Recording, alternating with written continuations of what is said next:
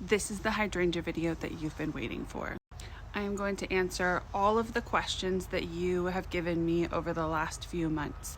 This is going to be the most comprehensive video that I've done so far. I'm going to be covering how to identify each of the hydrangea varieties, the sun, shade, and growing zone requirements for each variety, the correct pruning technique for each variety, also the watering requirements of each variety, as well as does that variety need winter protection. I'm going to start with my personal favorite, Hydrangea arborescens, also known as smooth hydrangeas. You can see I have lots and lots and lots of smooth hydrangeas. These are the variety Incredible. It's a brand by proven winners. They're also well known as Annabelle hydrangeas. These Incredibles are actually an Annabelle hybrid bred for stronger stems and less floppy.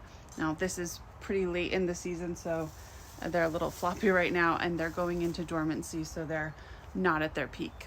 Smooth hydrangeas are often called snowball hydrangeas because of their large snowball looking heads. Their leaves are thin with a matte finish. Smooth hydrangeas are hardy from zones 3 to 9 and are an incredibly cold hardy variety if that is the type of climate that you live in. They can take full sun in growing zones 3 to 5, but from 6 to 9 they need morning sun and early afternoon sun, but in the hottest hours of the late afternoon and evening they need full shade. Different hydrangeas bloom on either old wood or new wood. If it blooms on new wood, it means that the only flowers that come out come from that spring's growth. If it blooms on old wood, it means that it puts out its buds in the fall, and that is where the blooms come from. Smooth hydrangeas bloom on only new wood. Because smooth hydrangeas bloom on new wood, it means that it can take a very hard pruning during dormancy. I pruned mine back to about 18 inches from the ground. So you can see some of my older wood about right here. So 15 to 18 inches. Technically, you can prune them completely to the ground because they bloom on new wood. All of that new growth will bloom. But because they have these large heads, if you bloom them to the ground, or if you prune them to the ground and don't give them a sturdy base to start from, that's when you get a lot of floppy heads, a lot of flopping over. So pruning them to about 15 to 18 inches from the ground is kind of the sweet spot on giving them a sturdy base. Smooth hydrangeas do not need winter protection. Because they bloom on the new wood, that does not start growing until the spring, so there's nothing to protect over the winter. That, and they are a very cold hardy variety. Now let's talk about Hydrangea paniculata, also called PG hydrangeas or Panicle hydrangeas. This is a grafted tree variety right here behind me, but I also have some bush varieties, but these are my personal favorite, the tree variety. Also, if you do have a tree variety hydrangea, it is 99.9% likely that it is a Panicle hydrangea. Paniculata hydrangeas have large cone-shaped blooms with smaller, thinner, toothed leaves. They can have full petals or small buds with petals sporadically throughout. Paniculata hydrangeas are hardy from zones 3 to 9 and are incredibly cold hardy as well as heat hardy. So these are the only hydrangeas that can take full sun, and people don't believe me when I tell them that, but they actually thrive in full sun, and they are also a much more drought tolerant hydrangea than the other types of hydrangeas. Unlike my other hydrangeas, these get watered once a day. They are incredibly sensitive to overwatering because they are a lot more drought tolerant, so be careful not to overwater your Paniculata hydrangeas. Paniculata hydrangeas also only bloom on new wood. So this is another one that does not need winter protection. Also, when it comes to pruning, it can technically take a hard prune, but it is not advisable at all. Truly, you should either just deadhead or only cut back by 1/3. The heaviness of the blooms of a Paniculata hydrangea make it very difficult to keep its head up if you do a hard prune. So the rule of thumb is no more than 1/3 after dormancy. A lot of people think, oh, my limelight heads are falling to the ground, I need to cut it back more so that it's smaller and they won't flop over. It's actually counterintuitive. The less you prune, the stronger your stems will harden over the next winter, and the better it'll be, and it will keep those big heads up so much better. Now let's talk Hydrangea macrophylla. These are also known as big leaf, mop head, lace cap, and also sometimes mountain hydrangeas, or Hydrangea serrata is put in a subcategory of Hydrangea macrophylla. But some people debate whether it's the same, but all the basic principles do still apply to both. Macrophylla hydrangeas have either the mop head look or a lace cap or mountain look with small buds in the middle and petals on the outside. They are usually any range between pink and blue. They have thick, shiny, heart-shaped leaves.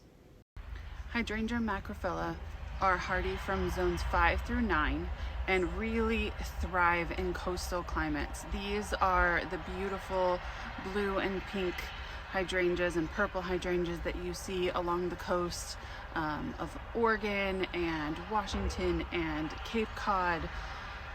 All along the coast, these are those beautiful ones that you see. These are the only hydrangeas that can change color due to the soil chemicals and the pH balances. There's a common misconception about these hydrangeas that because it says that it's hardy to zone 5, that it will bloom in zone 5. What that basically means is that the plant will not die down to zone 5, but it will not bloom without winter protection. So a lot of people have had this problem. It dies back to the ground, you get beautiful foliage, but no blooms, because this blooms on old wood, which means that in the late summer, early fall, that starts to produce its spring buds on its fall stems. So if you do not protect those buds over the winter, you will not get blooms in the spring. Some, like this endless summer variety, say that it blooms on old and new wood. This is the reason that many people with endless summer varieties that don't winter protect get foliage for a long time during the summer, and then at the very, very last part of the late summer, early fall, you finally start getting some blooms. That's the old wood, new wood scenario of this variety. This has been the most temperamental of any hydrangea I've ever tried to grow. I am in zone 6-7 border, and so without winter protection, I do not get blooms on this, and I didn't know for a very long time. It had very beautiful leafy hydrangeas with no blooms. So this is one that really does need that winter protection. What I do is cover it with a tomato cage or chicken wire, fill it with leaves, and then cover it in burlap. I will do a video on exactly how I do that at a later date. I should note that you only need winter protection on this variety if you live in zones 5 to 7. 8 and 9 do not get cold enough that it would need any sort of winter protection. Basically, the rule of thumb is if it gets under 15 degrees where you live, that is the kill temp for the spring/fall buds that come on this hydrangea. This is another variety where consistent watering is better than deep watering. But one thing to look out for with this variety hydrangea versus a smooth hydrangea is there's much more shade requirement for these, which means that the water will not evaporate as quickly because they don't have as much sun. So I would still only do maybe once a day, twice a day if you lived in a very hot climate, but they're susceptible to a lot of wet, cold, mucky dirt around it because there's so much shade for these hydrangeas. So be really careful not to overwater these and just be more of a consistent water than a deep water. When it comes to pruning, macrophylla is a hands-off variety. They require no pruning whatsoever. If you prune these during fall, you run the risk of cutting off all of the spring buds that are put out on the fall old wood.